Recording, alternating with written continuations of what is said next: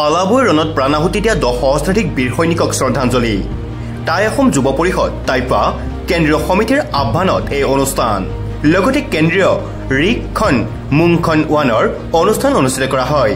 উল্লেখ্য যে 1669 চনৰ 5 আগষ্টত আহোম সেনা আৰু মোগলৰ মাজত হোৱা আলাবৈ ৰণত আহোম সেনাৰ সেনাপতি আছিল বীৰ লাচিত বৰফুকন।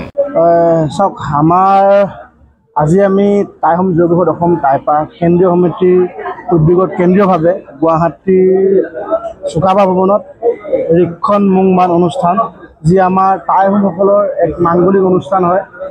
দেশ আৰু জাতিৰ দীৰ্ঘায়ু কামনা কৰি আয়ুস তোলা পূজা বুলি কোৱা হয়।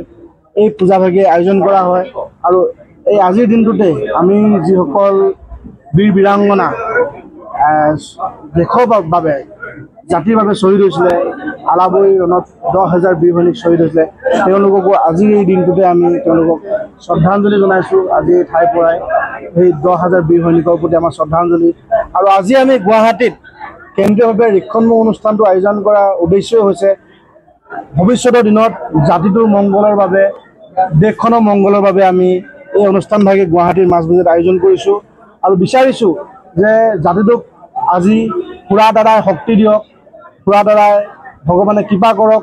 আৰু আজি অসমৰ যিসমূহ পৰিৱেশ আছে, এই পৰিৱেশসমূহ সুস্থিৰ কৰি তোলক। তাৰ ক্ষেত্ৰত সদায় সুৰা দ্বাৰাই যেন আমাক আশীৰ্বাদ দি থাকে।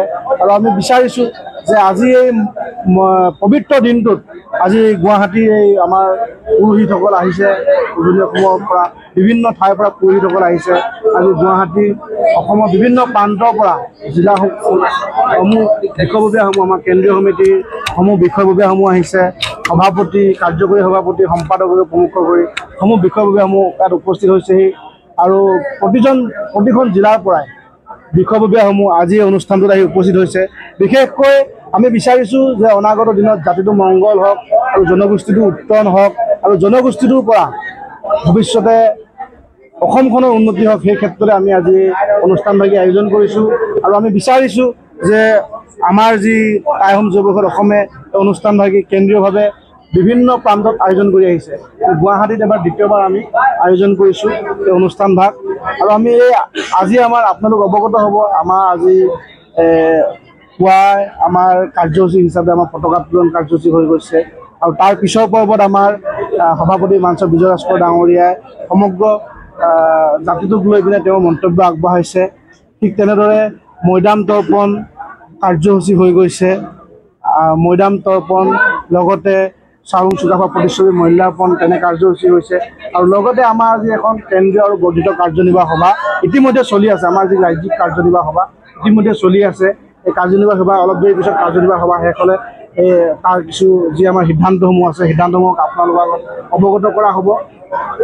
বিশেষকৈ আমি বিচাৰিছোঁ যে অনাগত দিনত জাতিটো শক্তিশালী হৈ থাকক, এই উদ্দেশ্যে আজি অনুষ্ঠানভাগি আমি আয়োজন কৰিছোঁ। গুৱাহাটীৰ সমূহ জ্ঞাতিবৰ্গ ইয়াত উপস্থিত আছে আৰু অসমৰ বিভিন্ন প্ৰান্তৰ লোকসকল ইয়াত আজি উপস্থিত আছে। আমি ইয়াকে কৈছোঁ। আৰু সকলো আপোনালোক যিসকল আজি সংবাদ মাধ্যমৰ কৰ্মীসকলে আমাৰ যি মাংগলিক অনুষ্ঠানটো আপোনালোকে ইয়াত প্ৰচাৰ কৰিছে, তাৰ বাবে আমি সমূহ মিডিয়া হাউচৰ সকলো বিষয়ৰ প্ৰতি আমি ধন্যবাদৰ কৃতজ্ঞতা জনাইছোঁ। Stay informed, stay ahead. News NE 365.